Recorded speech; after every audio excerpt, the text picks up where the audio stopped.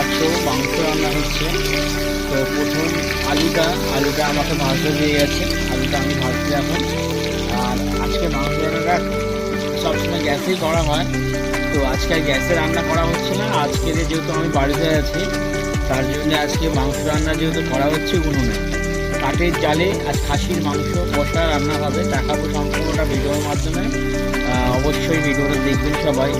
খাসির মাংস যেহেতু কাঠের জালে রান্না করি, আলাদা একটা মজা, কারণ আগুনের তাপে আলাদা একটা মজা থাকে। অবশ্যই সবাই দেখতে হবে, আলুটা এখন ভাজছি, অবশ্যই সবাই দেখবেন।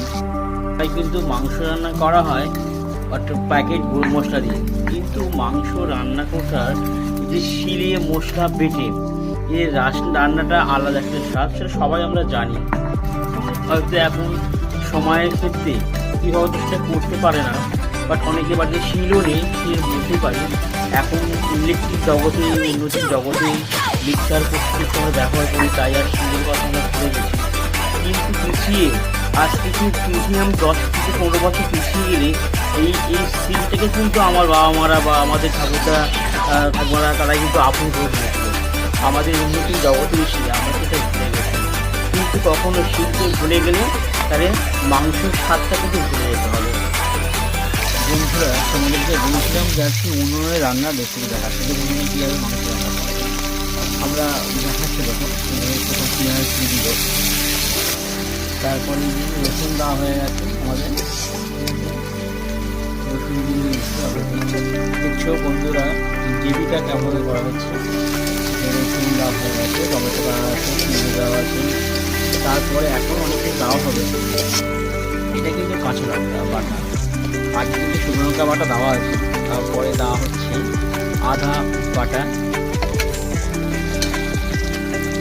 দেওয়া হচ্ছে শুকনো লঙ্কা গুঁড়ো,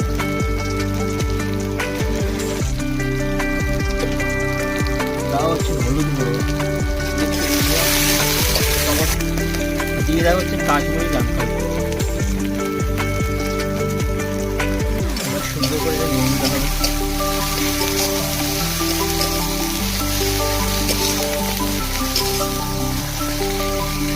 মাংস অবশ্যই কড়াই নিয়ে দেওয়া হয়েছে, সমস্ত